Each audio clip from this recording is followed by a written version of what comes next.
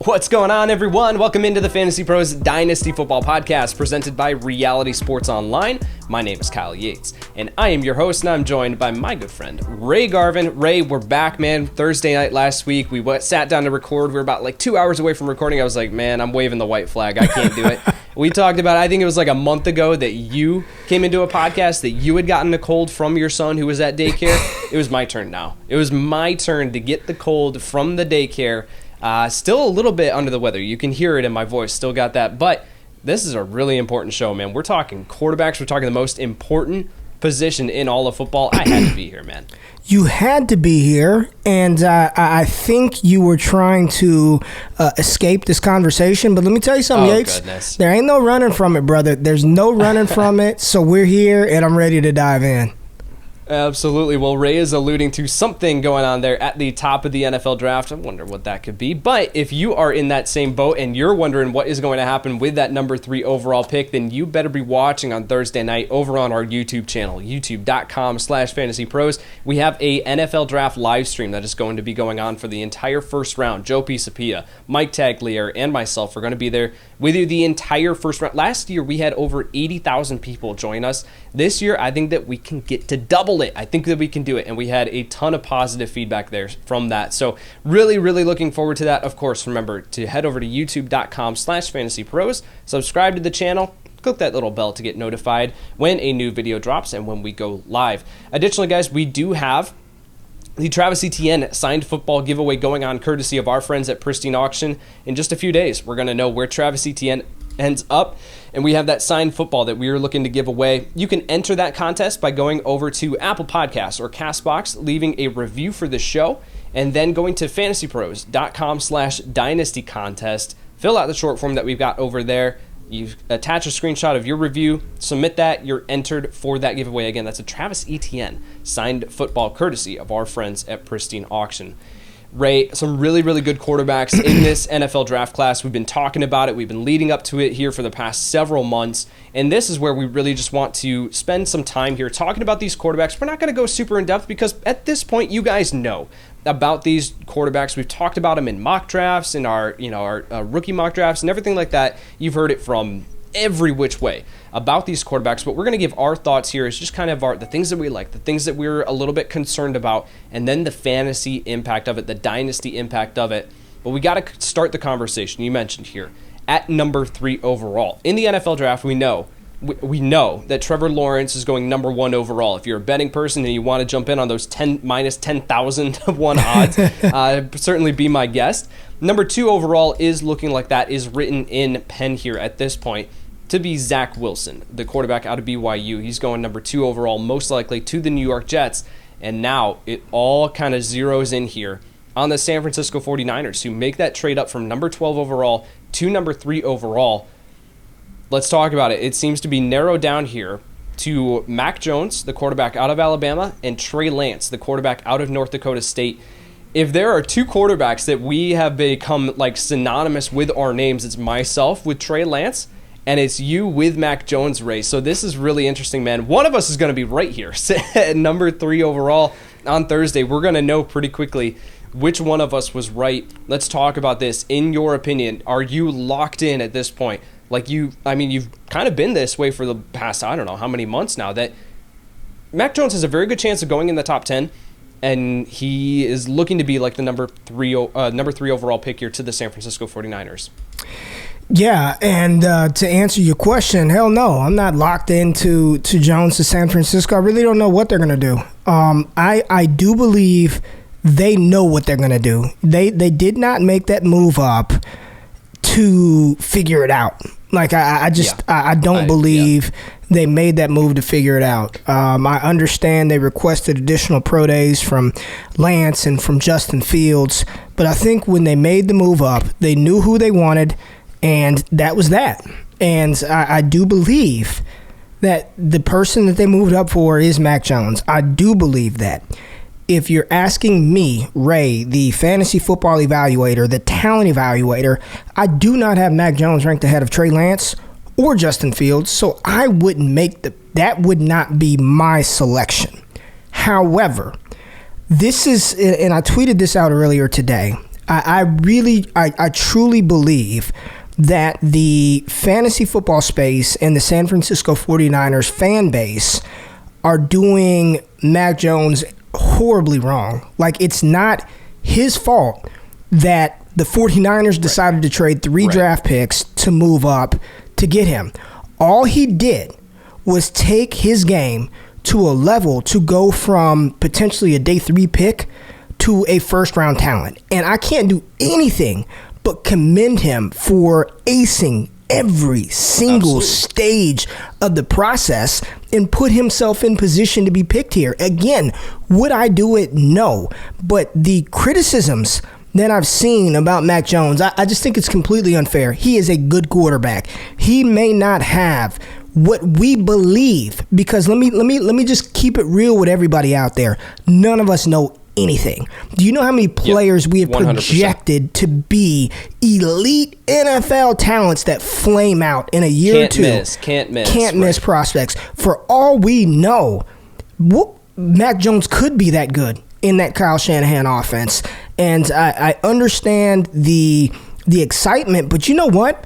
Just as down as some people are saying that Mac Jones may not have the ceiling, Trey Lance played in the FCS, dude. Like, let's keep it 100 here. He played in the freaking FCS against Butler, who, if you talk about Butler, the last thing you remember was Gordon Hayward in the NCAA championship, Old Dominion and New Hampshire and places like that. So it wasn't like he was out there lighting up Division I talent, right?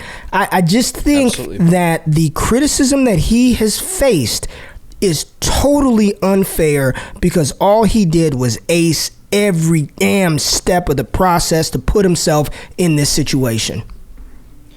Absolutely. And that is a really important clarification here, where you're splitting the conversation, where you're saying Mac Jones, for everything that he has done and been asked to do, right? Because it's not like he can go outside of the system that that was implemented there at Alabama. He can't operate outside of it. He can't go up to the line of scrimmage and call a completely different play and call his own offense. Like, he's operating within what he's being asked to do, and he excelled. The numbers speak for itself. We're comparable to Joe Burrow's on that level. Like, yes, you can break down the talent and the players that he was surrounded with, of course, but yet he thrived in what he was asked to do. Absolutely. That is indisputable. When you look at the other side and what you just mentioned there, to be the number 3 overall pick, Mac Jones, from a talent perspective, maybe even 5 years ago, yes, I do think that he is worthy of the number 3 overall pick. And I don't have him graded there, but yeah, it's a quarterback. I'm not going to fight an NFL team on that. When you bring in the greater context, and when you say that you have players, and I think that you and I are kind of in the same boat, like, take Zach Wilson out of the equation, because I don't think Zach Wilson should be going number 2 overall. I think it should be Trevor Lawrence at number 1 overall, just based on everything that we've heard, the pedigree that he has. He's been billed as the number 1 overall prospect. I don't have him graded as like the greatest college football quarterback prospect since Andrew Luck, like people, and the generational talent, like people are saying, but he is still worthy of the number 1 overall pick. Then I think it should be Justin Fields in that conversation, because of everything that he has done and the pedigree that he has. So when you look going back to Mac Jones, when you look at that context and you say Mac Jones at the number 3 overall pick in any given year, sure. In this year, and like you said, where you don't have him graded above guys like Trey Lance and Justin Fields, that is where the issue comes into play, and where all this, like, it's why number 3 overall, why we're talking about it, why we spent the last 5 minutes talking about it, and why it's going to be the main conversation moving into the NFL draft, is because everything starts at number 3 overall, because this is such a drastic pick to move up and send 3 first-round picks to select Mac Jones, not because he was there on the clock when you picked, but because you're trading away future picks to go up and get him over guys like Trey Lance and Justin Fields, who have the potential to be superstars. Mac Jones can be a good NFL quarterback. He absolutely can. If you give him the situation around him, you give him playmakers, you give him a solid offensive line, absolutely. He can be really, really good in the NFL. Do I think that he has the potential to be a superstar? No, I do not. And in the way that we talk about Josh Allen, Patrick Mahomes, Lamar Jackson, these guys, I don't think that he has that ceiling. But, like you said, that's not his fault. He has thrived in everything that he's been asked to do. with Mac Jones, is there anything else that you want to add to the conversation here? Things that you want to get off your chest about Jones?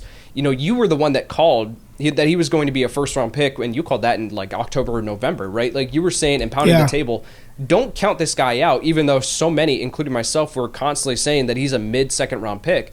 No, he's now in the conversation for number 3 overall. And you said if you were the one making this selection, you personally would not be taking Mac Jones at number 3. Is there anything else that you want to get off your chest about Mac Jones, things that concern you? Is there anything, because we've heard the positives, is there anything that concerns you with Mac Jones? Yeah, I definitely think that, he's, before, real quick, and I'll be very brief here. Here's what I'll say about the superstar, like when we talk about that. If we're keeping it real, heading into 2020, nobody said Josh Allen was a superstar. Nobody. There are still people right now who don't believe Lamar Jackson is the quarterback of the future in Baltimore. Okay, right. So it's talking about trading him away. It's very easy to nitpick. He doesn't have this ceiling when we don't know that, right? Tom Brady, and I'm not. Please understand, I'm not comparing him, but he has none of the physical gifts that an Aaron Rodgers or Matthew Stafford has. But what did he do? He operated that New England Patriots offense and system better than anybody ever operated an NFL offense. And you said, if Mac Jones goes into a system with an offensive line and a creative play caller and weapons around him, he can be a very good quarterback. What do the San Francisco 49ers have? An offensive line, Absolutely. A creative play caller, weapons all over the field. Are there concerns? Yes, he does not have a cannon of an arm, but I can name you 15 other quarterbacks who don't. He's not going to give you anything on the ground as far as his legitimate rushing ability. He's got good pocket mobility, but he's not a dual threat quarterback. I have never once said that I believe that Mac Jones was a top 10 pick. If you really want to go back through, I said he's a perfect fit in New England, sit behind Cam Newton. New Orleans Saints, sit behind Drew Brees for a year. I said he was a first-round pick. I cannot account for the incompetence of the San Francisco 49ers to give up all that draft capital to go up and get him. But all I'm asking people to do is give the kid a chance, man. Like, give him a chance.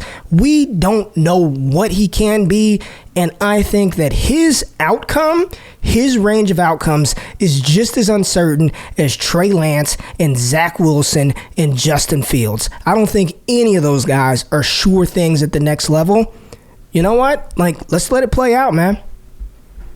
Oh, for sure. Okay, so let's talk about the fantasy impact of Mac Jones. And let's play out 2 different scenarios here. Okay, let's say he goes number 3 overall to the San Francisco 49ers, which he's the betting favorite at this point. At this point, it's looking like that's becoming more and more likely. Listening to the press conference earlier today, I was like, man, this is just everything is leaning towards Mac Jones. If it isn't Jones, it is the greatest smokescreen that we've ever seen.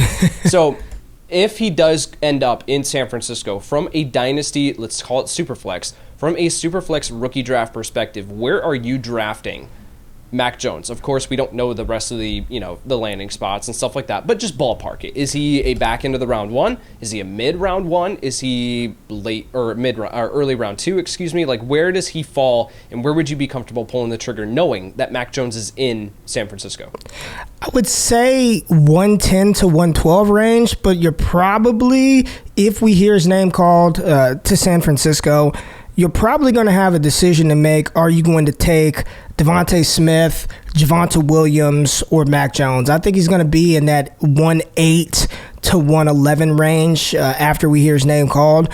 But there still may be some leagues where people are still like, I don't want him. And I'm going to tell you right now, that's going to be a bad move. Passing on Daniel Jones, even at that time, the value that a quarterback gives you in 2 QB and Superflex leagues is not a smart, savvy fantasy decision. So I would say I'd go anywhere Yates from 108 to 112 should be where he goes.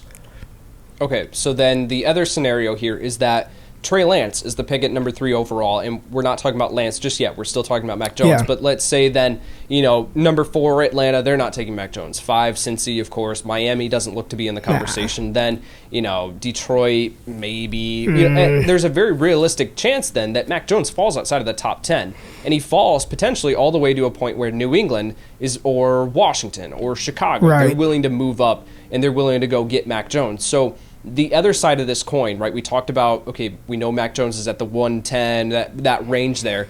If he goes to, let's call it New England, if he goes there, are you still that confident in Mac Jones from a Superflex perspective, or are you pushing his value down the board a little bit? You're going to have to make the decision between Mac Jones, Rondale Moore, Mac Jones, Rashad Bateman, and in Superflex leagues, I'm taking the quarterback. So if he's anywhere in round 1 to a team that needs a quarterback that he's probably going to get on the field and play, I just think it would be, in my opinion, it would be foolish to pass on that in a 2QB and Superflex league, because the quarterback position is so incredibly valued, and he's going to play. He's going to start at some point, and starting quarterbacks are worth their weight in gold. And I do think I think he's a solid quarterback. I really do. All right, so we spent the first 15 minutes talking about Mac Jones. Let's move on to some of the other quarterbacks in this class. That's all people wanted to hear. You know they tuned in for that. That's probably fair. All right, let's talk about Trevor Lawrence here up at the top. Obviously, the quarterback out of Clemson. If you paid attention to college football for any length of time, you know the name. So let's talk about Trevor Lawrence. And, I mentioned off at the top that I do think that he is still worth taking with the number 1 overall pick. I still think that he has a very, very high floor. I think that he is going to be a great pro. Do I put him in the same class as Andrew Luck in Joe Burrow? No, I do not. I had a drastically higher grade on Joe Burrow coming out last year than I do with Trevor Lawrence this year. Really, really good pro, but he is not, in my opinion, the generational prospect that he is being built up to be. And this is just, it's concerning when I see this constantly being thrown about, and we do it all the time, where any good wide receiver gets comped to Julio Jones, and any good quarterback gets comped to Andrew Luck, or Peyton Manning, and it's constantly in that conversation. Facts. All that does is just build them up in our minds to then when they don't live up to those expectations, then we call them a bust. Whereas if we evaluate the tape and we consistently say, you know what, they're good. It's up to them to turn into whatever they can be in the NFL. So with Jacksonville, though, because that's where he's going, in Urban Meyer there, from a fantasy perspective, Ray, is he worth taking with the 101? Or if you're sitting there and you have the 101 in a Superflex league and you've been waiting, you've been sitting there just going, I know, you had this planned out at week 4 or 5 last season when you knew that you were taking the 101 there, and you were going to get the 101 for next season, and you've got Trevor Lawrence. Are you actually considering moving out of that 101 for a king's ransom for someone who is willing to come up and give you multiple first-round picks to get Trevor Lawrence? Bro, 110% yes. Moving it. I just talked about this on my show, Destination Devi. I think that this is, and I asked Ryan McDowell about this. I said, is this one of the more valuable 101s that you've seen? Because I have not been dynastying as long as the OG McDowell. And he said, in recent memory, Saquon Barkley and Andrew Luck, those were the two 101s that probably are on par with this one. I think the prudent move, Yates, is to trade back from 101. Now, be mindful. Don't just trade to trade. I wouldn't want to go back any further than 104, okay? Yep. But I'm trading back off of 101 because I've done it already. I am just fine with Trey Lance as my quarterback of the future out of this draft, in picking up additional first-round picks, picking up young NFL talent. I am trying like hell to move the 101, and I think if you're going to do it, everyone listening to the show, you have to do it before Thursday. You have to do it before San Francisco calls Trey Lance's name. And if it's not San Francisco, it's Denver, before Justin Fields lands in this great situation where people who have the 102 or 103 are thinking, shoot, you can take T-Law. I'm fine right here. I will take Trey Lance right here. I am trying to move it desperately if I have it.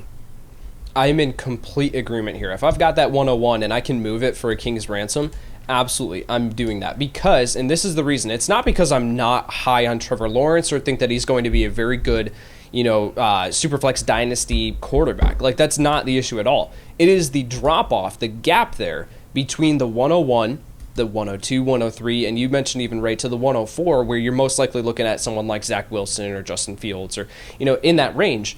The drop-off there is significantly less as far as the overall production, and it actually might even end up being more with someone like Trey Lance, who's probably going to rush more than Trevor Lawrence. then, for the value of you sitting there at the and staying at the 101. If you're able to move down and you're able to get the 103, you're able to get another late first-round pick this year and then maybe a first-round pick next year. If you're able to make that move in a Superflex rookie league, I'm doing that 10 times out of 10 because I can get a Trey Lance. I can get a Rashad Bateman. I can get maybe even Jalen Waddle at that point if it's a late first. And then I've got another first-round pick for next year. That is smart managing in a Dynasty rookie league. There's nothing else for me to add.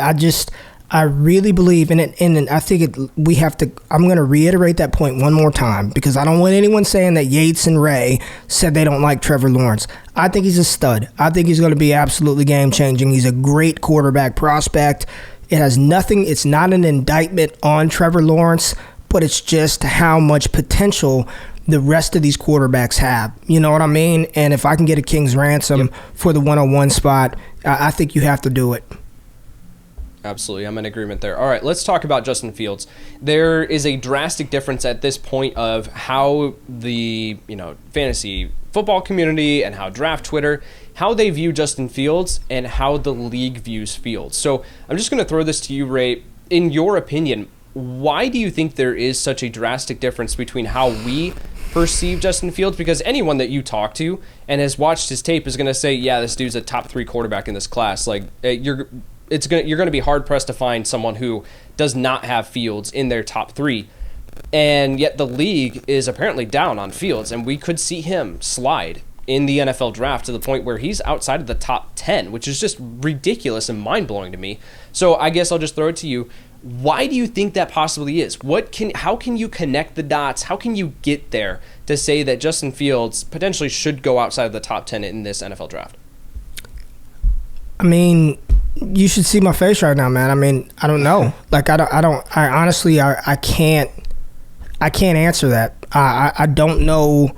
I can't give you like sound reason why when you're talking about his game tape. I can give you crazy answers like maybe it's the Ohio State system and they're just like, I don't want Ohio State quarterbacks, or maybe they don't try. I don't know, Yates, because we continue to have this conversation about Justin Fields to San Francisco, and in my opinion, it shouldn't even be a conversation because he should never make it to San Francisco. The New York Jets should be doing backflips for the opportunity to draft Justin Fields, and it's not going to happen. And I think he's the player that, every year we look at these quarterbacks and someone slides. Like, I can't answer it. I don't know, and maybe we'll find out, in 4 years from now. If he's a superstar, we'll all say, we told you so, and you all look foolish after number 1. Or if he flames out, we'll have to reevaluate our process and how we kind of view these zone. I don't know. He's a better quarterback prospect to me than Lamar Jackson was. And I know Lamar, he's a better quarterback prospect than Sam Darnold, who went number 1. I think he's a better prospect than Baker Mayfield. I don't get it. I don't get it, man. I really don't either.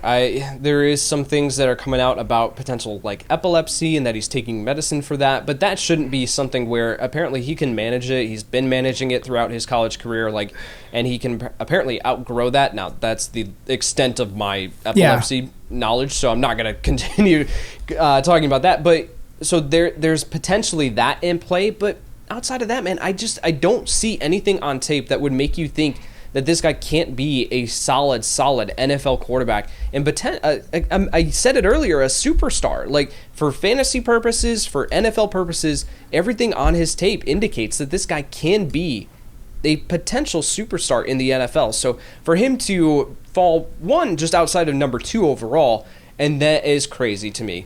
And then at this point where, we got the confirmation, quote unquote, from Adam Schefter earlier this week saying that it's down to, or Ian Rappaport saying that it's down to Mac Jones and Trey Lance for number 3 overall. And Justin Fields isn't even in the conversation. Like, that's crazy to me. So all of this just kind of goes together for me to say I don't know what the NFL knows or what the NFL is seeing on his tape to indicate that he should go lower than the top 10. If he goes outside the top 10, I think an NFL team is getting an absolute steal in Justin Fields. And from a fantasy perspective, I am perfectly fine spending a top 3 pick on Justin Fields in a fantasy football rookie draft because of the rushing ability that he brings, the 4.4 speed, his mobility, his arm strength, his toughness, his mental processing, everything, accuracy, it all is there to indicate that he can be a very, very good quarterback in the NFL.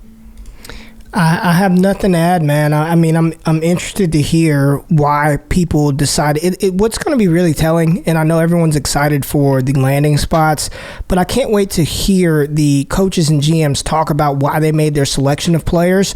I want to hear why the Jets took Zach Wilson and why the 49ers took Lance or Wilson over, or Lance and Mac Jones over, Justin Fields. I'm ready to hear that because I don't know, man. I don't get it. All right, let's talk about Zach Wilson there, who is going number 2 overall, most likely. Again, we mentioned it. The quarterback out of BYU. So meteoric rise for this kid, coming out like he was even in a quarterback competition at BYU throughout training camp, kind of solidified it towards the end of training camp there for BYU, and then just steps onto the field and takes a drastic leap. Now, we've seen that from guys like Kyler Murray to, of course, and he didn't get a ton of playing time before that, but he comes out of nowhere. Joe Burrow, of course, just came out of freaking nowhere. So it's not unprecedented where Zach Wilson has this meteoric rise. But where he is now solidified over guys like Trey Lance, like Justin Fields, to be the number 2 overall pick, let's just talk about it. What does he bring to the table that is so attractive to an NFL team? And then what are some of your concerns? And then I'll kind of chime in with my own. It's the arm talent. It's the arm talent. It's the arm talent. It's the arm talent. He's got incredible arm talent. He can throw the ball all different platforms. He's got a live arm. He's got some good improvisation skills. You can see the touch at times. You can see the accuracy at times. I think that's it. That's really... You can't talk about, winning the big game. The biggest game that he played in versus Coastal Carolina, toughest competition, he got beat up on. And, I was on a show with my man Thor Nystrom, and he did talk about how bad Zach Wilson was against legit defenses. He just wasn't good. There's data to back that. He destroyed San Diego and destroyed San Jose State and destroyed these lesser opponents. But again, you asked me the question, what are these NFL talent evaluators seeing? They're seeing that throw that he made on Pro Day, rolling out to the left, going across his body right. He's got a special arm, and I guess an offensive coordinator is saying, I can mold that. I can work with that. And that's what they do every year. That's no different than Jamarcus Russell going early or any of these other guys. And I know it sounds gross, but they have live arms, and coaches think that they can work with that. So that's what it is. Absolutely. The arm talent is the main thing that you hear about there with Zach Wilson, that it's just such a natural throwing motion, and he does have the ability to throw it from different platforms and in different arm angles, like you mentioned, Ray, which is so attractive apparently to NFL coaches. My concern here, and I'll mention this and just say, Zach Wilson's ability to be able to create outside of structure is just so phenomenal. I was going back recently and was watching Dax Milne, his wide receiver there out of BYU, and scouting him, and it was just all over the tape where Zach Wilson is bailing out of the pocket and extending the play, and he finds Dax Milne for a huge gain at the, and it's just a crazy catch at the sideline. And that speaks more to what Milne brings to the table. I think that he's flying under the radar in this class. But my concern with Zach Wilson is, yes, he can operate outside of structure and he can do it really, really well. My concern is, can you operate within structure? Are you looking to constantly bail out of the pocket? And that is all throughout Zach Wilson's tape where we see him. There's one clip that he makes a fantastic throw on the sideline, again, outside of structure, bails out. It's a drop 8. He's got 3 rushing him. He has the biggest pocket that he could possibly ask for to be able to step up into. And he is there for he takes his 7-step drop, and then he looks and he bails outside. And the edge rusher, of course, is just it's a non-athletic. I forget the game that it was where this edge rusher is not going to be able to chase him down. What happens when the edge players get bigger, faster, stronger, and are able to read and diagnose that? Where you're constantly looking to bail outside of the pocket. Now, I think that he can operate inside of structure, but that is a concern where he's got to work within that to then make the stuff outside of structure work even better. So there's a concern there. There's some concerns there with Zach Wilson. If you want to talk about the ceiling and projection, he's absolutely got it. You want to talk about the floor? I think that it's bigger than a lot of people are willing to admit. Let's talk about Trey Lance here really quick before we get out of here and finish up the quarterback evaluations portion of this. Trey Lance is my quarterback 1 in this class. And I am saying this because of his ceiling and his potential. Yes, he has the 2020 game against Central Arkansas that is just, it's not good. Like, I'm perfectly willing to admit that that is not a good game on tape, where he needed to show up in that game. He knew it too. He knows that that is his only game of the season where he is on the NFL draft radar, and all pressure is on him as a 20-year-old kid. And he played stiff. He didn't look the way that he did in 2019. You go back to his 2019 tape, absolutely phenomenal. Jaw-dropping plays all over the place, where I'm just watching that and I'm shaking my head the entire time I'm watching his tape, because it's not because of what he's doing against FCS talent. It is the throws that he's making himself, and the way the placement of the ball and where he is putting it, how he's being able to put it into his playmaker's hands. And then on top of that, his mobility, his rushing ability, his ability to lower. He's got a truck stick, man. There's a clip on tape that he's got there. He just lowers and just goes right through this incoming safety. It's just fantastic. All of this goes together for me to say, if I want to project big, if I want to look back on in 2 years and say, why didn't I don't want to be the person to look back in 2 years and say, why didn't I have Trey Lance higher in my quarterback rankings? Because I do think that he has the potential to be again, superstar. It's a really, really solid draft. A really, really top heavy draft, where I'm not going to say that every quarterback, tune in next year, I'm not going to be saying that every single quarterback is a superstar. This draft is really, really special. And I think that Trey Lance, when we look back on in 2 years, I think that Lance stands a very, very good chance of being viewed as the best quarterback. I don't even want to say anything because you just laid it out beautifully. I do think I'll add one thing. He is the quarterback that I think if all things hit right, I think he could be incredible. I agree with you. I think Zach Wilson's floor is extremely low. And I also just keeping it, I think Lance has a low one too. I know he can run and do all of that. Absolutely. But the what you said, the arm, I said this a year ago. I said he's got the biggest arm, the livest arm in the class. We talk about Zach Wilson's arm talent. Trey Lance right there. He is a punishing runner, almost to sometimes I'm like, just get out of bounds. You don't have to run him over. Right. He's all of 6'4", 220 plus pounds. We're looking at, I think he could be, if both of these players hit their ceilings, I think he can be better than Justin Fields. Like, I really do. He's got that type of talent. So, man, I just love you having the conviction and the courage and the fortitude to stick with this one, Yates, as your QB1. I love it, man. Absolutely. I had Lance as QB1 out of my summer scouting last year, and I'm sticking to it, man, where I think that we're going to look back and we're going to say that Lance has the potential to be really, really special. And I think, too, one of the things you mentioned, like a low floor for Trey Lance, he absolutely does, but I don't think that it's for the same reasons that a lot of people are nitpicking. And, the jump from FCS, from not playing in 2020, absolutely, but people are nitpicking his accuracy, saying he can't throw on the run, and that's going to be why he fails. Yeah, I don't see that here. anywhere Get out on of his here tape. with that. I don't see. There are throws that he makes, right? It's the same thing with Joe Burrow last year, where I'm like, that was the only place on the football field where that ball could be thrown, where his receiver was going to be able to make a play.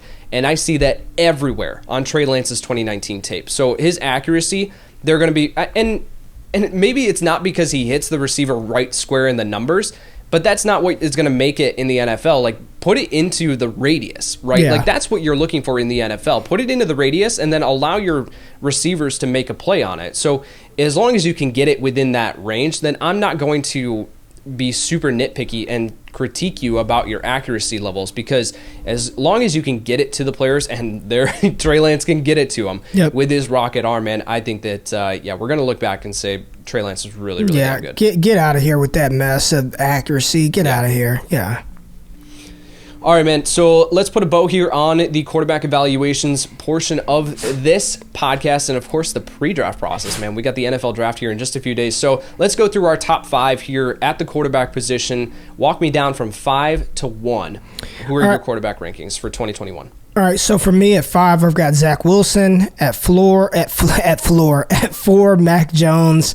3, Trey Lance. 2, Justin Fields. 1, Trevor Lawrence. All right, perfect. For me at 5, I do have Kellen Mond, the quarterback out of Texas A&M, but I will say this really quick. I have Kellen Mond, Kyle Trask, and Mac Jones all in at the same tier. If you want to flip them, I don't care. Put Mac Jones at 5, I don't care. Number 4 is Zach Wilson out of BYU. Number 3 is Justin Fields out of Ohio State. Number 2 is Trevor Lawrence. And then number 1 for me, I do have Trey Lance. Let's talk about, really quick before we get out of here, Kellen Mond, Kyle Trask. I'll just fly through these. Kellen Mond, 4-year starter in the SEC, did not take the same jumps that you really wanted to see. He's got the tools and traits that could make an NFL team invest a second or third round pick in him in the NFL draft, bring him in as a backup, and then see if he can turn into something in the NFL. I don't think that he's going to be guaranteed a starting role. If he gets one, I think he can be successful. He's got the improvisation, he's got the mobility that could, and then a solid arm. The accuracy is a little bit wavering, something that you would like to see shored up and cleaned up, but I do think that he has the talent and traits that if he continues to develop, you would like to see a little bit more from him as a 4-year starter in the SEC, but I do think that he can be successful if he lands in the right offense. Do you want to add anything with Mond before I move on to Trask? No, go ahead. Okay, so then with Kyle Trask, obviously coming out of Florida, big physical, compares to Ben Roethlisberger coming out of Miami, Ohio, at that frame and stature. Really, really accurate. Incredibly accurate at throws a beautiful ball. Just very similar to Mac Jones, where he's got the touch on those intermediate throws. It's just beautiful. And then great decision maker, poised in the pocket, will stand in there and take a shot, of course, that lines up with his physical traits and what he's got there. Does not have a rocket arm. Does not have the type of arm I think that is going to cut it in today's NFL. Now, for everything that Big Ben is, he's got a howitzer of an arm, and that allows him to be successful with his limited mobility. Kyle Trask brings that, but he does not have the arm strength. So I think that Trask can land as a solid backup. I think that he can have some value as a superflex asset where you can hold on to him, and he'll get some spot starts here and there if you're in a deeper league, but I do not expect that Kyle Trask is going to end up with a starting role here. I don't think he's going to get drafted in the first round. I don't think he's going to get drafted in the second, maybe not even the third. So anything on those two guys, and then we'll just kind of wrap it up here. My advice is I do think there will come a point in time where Trask and Kellen Mond find themselves as starting quarterbacks. And it may be an extended period of time for whatever reason. We saw that Gardner Minshew, other guys. My advice to everybody out there, if that happens and you have one of those players on your team, trade them immediately. Trade them. Yeah. Trade them, and I'll leave it at that. Outside of those two, man, at Felipe Franks, Ian Book, Sam Ellinger, no thank you whatsoever. No. Davis Mills, please stop. Please stop with Davis Mills. I don't get it. The guy's not good on tape. He's got an injury history. The first round discussion for Davis Mills, stop. Yeah. So anyway, we're grumpy men. We'll just say that. We're grumpy dads. Grumpy dads. There we go. All right. Huge thank you to Reality Sports Online for sponsoring today's podcast. Ray, it has been a ton of fun, man. Just to go through this unique pre-draft process with you, man. I'm just so excited for the NFL draft. I think that it's going to be a very lit episode when we come back and be able to talk through the landing spots when we say, no, it was Justin Fields at number 2 overall, and we're, reacting to that, and it's just going to be a ton of fun. So stick with us, guys. We're going to make sure that you are covered for your Dynasty rookie drafts and everything that you need, as those are going to be happening pretty quickly after the NFL draft. So we'll be here to make sure that you're covered and ready to go. Ray, thank you so much, man. Appreciate you, Yates. Absolutely. All right, for Ray Garvin, I'm Kyle Yates, and we'll see you next time. Looking for useful content, fantasy-relevant information, and the data that can help your team win? Then make sure to subscribe to the FantasyPros YouTube channel. And while you're at it, follow us on Twitter, Instagram, and Facebook at FantasyPros so we can help you dominate your league all season long.